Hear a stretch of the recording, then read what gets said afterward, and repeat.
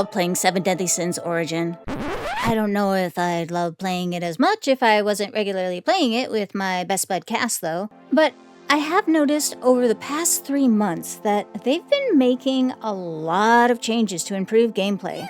Like, a lot. So let's go over these changes. And let's talk about whether they're improvements or things that, quite frankly, should have been in the game from the start. Number 1. Resource tracking. There was resource tracking at launch, but it was utter garbage.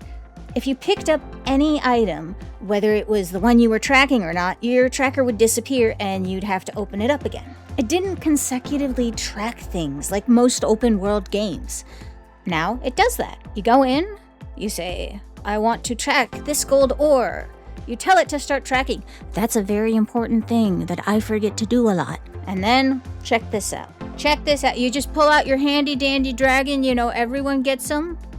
Everyone has a special little buddy. They did give out a flying mount for free. That was cool. It was not the dragon, but you know. And then watch this. So we're gonna break it. And the next one is tracking. Holy crap.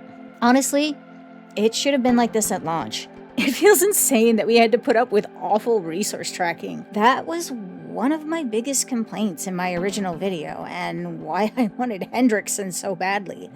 I would have walked the world with him and Dreyfus, just collecting things, because why not? Thankfully, I don't have to do that now. One of my favorite little chill things to do while watching TV now is just idly gather resources. I don't know, it scratches my brain right or something.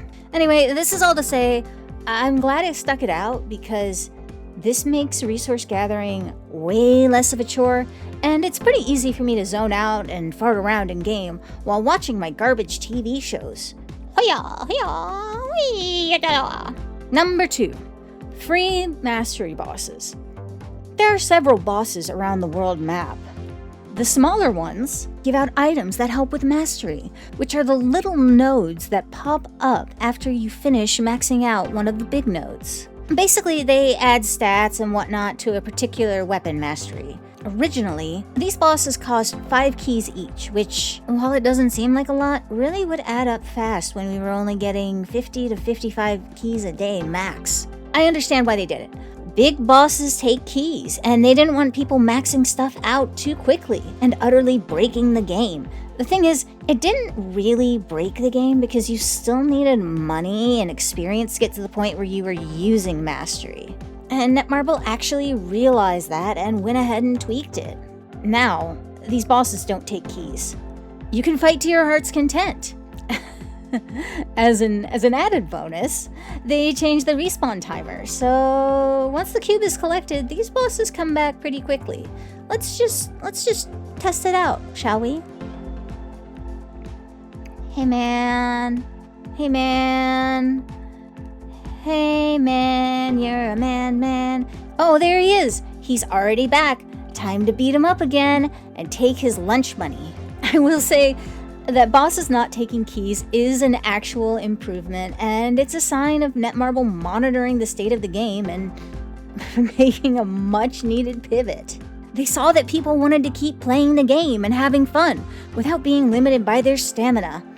I don't envy devs who have to walk the gacha tightrope, but I think they did a good job here. I have a lot of fun running around with Cass beating up bosses for their lunch money in the form of their delicious materials. It's a good time, but the respawn timer should have been that from the get-go. So, you know, you win some, you lose some. Number 3. In-game currency for skins. Now when you engrave costumes for characters, you also get 500 Star Jades per skin the first time you acquire it. This includes the cheaper ones, and it's pretty huge, frankly. It's a nice way for players to get gems, even if it's one time only. It's also a good way to incentivize players to make the skins. Before this update, I was intent on only making the ones I really wanted for my characters, and leaving the rest in the dust. Now, I kinda wanna collect them all. The inclusion of this reward makes the cost worth it. They didn't have to put this in my opinion. The added stats, passives, and visuals would have been a draw enough. But by doing this, they found another way to offer players a new resource. I should add that this isn't finite either. In the 1.5 update, we got new costumes for older characters, like Manny and Jericho. So it stands to reason that we'll continue to get a decent number of these as time goes on. It's not going to be the flood at the start when you're first making the sets, but it's still a good time. Number 4. You can use engraved gear and gear sets.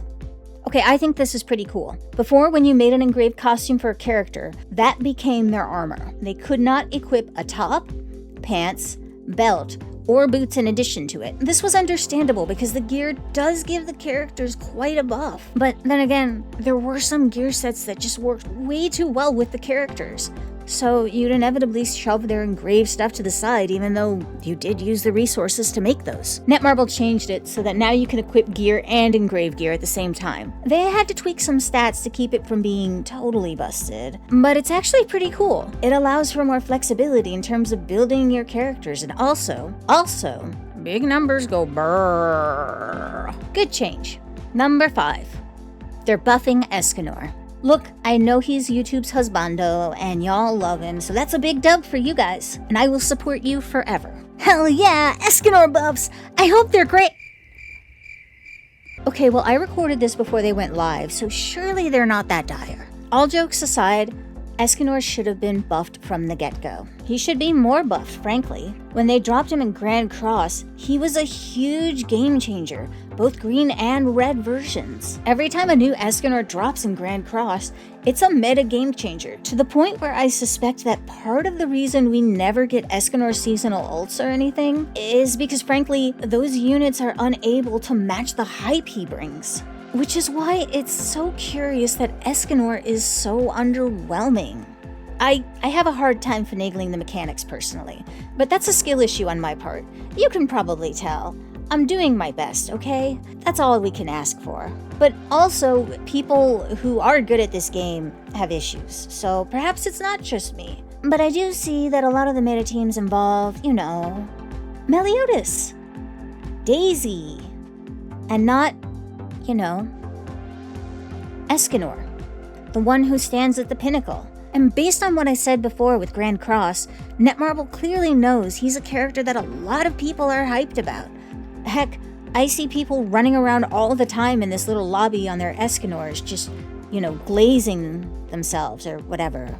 I'm hip with the kids. I think they should have gone a little more balls to the wall, frankly. I also think they shouldn't have done his banner so early. Swapping him with Elizabeth probably would have worked out better, honestly. Having him even later would be better, frankly, because they'd have more of an idea of how broken they could make him without utterly breaking the game.